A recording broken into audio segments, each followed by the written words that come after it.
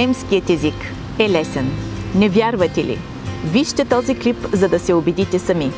Аз съм Гинка Витанова и сега ще ви покажа, че условието за това не са помпозно звучащи методики, които ви обещават проговаряне без учене или забава без съдържание. Разковничето е обучението в система. Едно просто решение, достъпно за всеки. Но какво означава да учиш в система? Ще поясня с един пример от ежедневието в езиков център Вия Германика. Нашите курсисти често ни питат: кое е по-важно в езика? Думите или граматиката? Зададен по този начин, този въпрос няма верен отговор, защото овладяването на всеки чужд език означава да се научиш да говориш и да разбираш.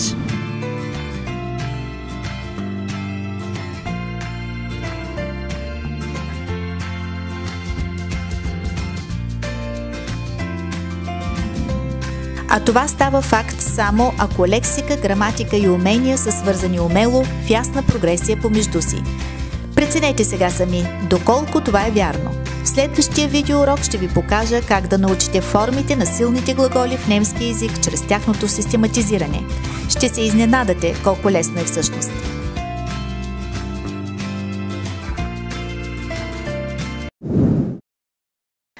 И така, всички силни глаголи в немски език могат да бъдат подредени в групи. Критерият за това е промяната на гласната в трите форми на глагола. Ако категоризираме тези глаголи, ще забележим ясна последователност на промените. Ето първата група глаголи. Гласната в тях се променя така: и, а, у. Чуйте първите два примера. Singen, sang, gesungen. Ringen, rang, gerungen.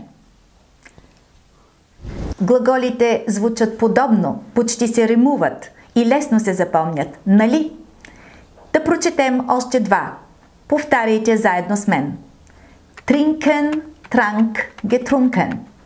Singen, sang, gesungen. Със сигурност вече се сещате и за други подобни глаголи. Опитайте, например, с finden. Готови ли сте? Виждате, че е лесно, нали? Ето следващата група глаголи. В нея ще видим глаголи, които имат двугласието ай в основна форма. То се променя и в двете минали форми в дълго и. Ето, чуйте как. Ай, и. Нека да прочетем сега двата примера в таблицата заедно. Schreiben, schrieb, geschrieben. Bleiben, blieb, geblieben. И тъй като гласната и в немският език може да се произнася също кратко, то имаме един фонетичен вариант на тази група.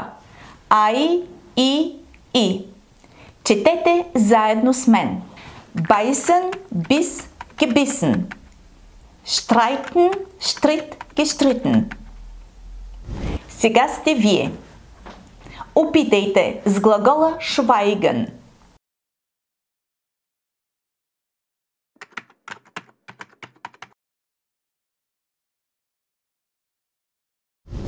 А vergleichen?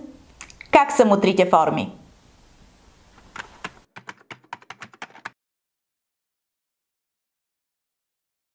Видяхте чрез примерите в тези две групи, че наблюдаваме ясна повторяемост на промените. Уверихте се също, че по този начин силните глаголи се учат правилно, бързо и без много усилия. И така, немският наистина е лесен, ако го учиш по правилния начин. Ние във Вия Германика работим усърдно за това всеки да учи немски лесно. Ако този клип ви беше полезен, споделете го. И после изгледайте продължението. Viel Spaß dabei!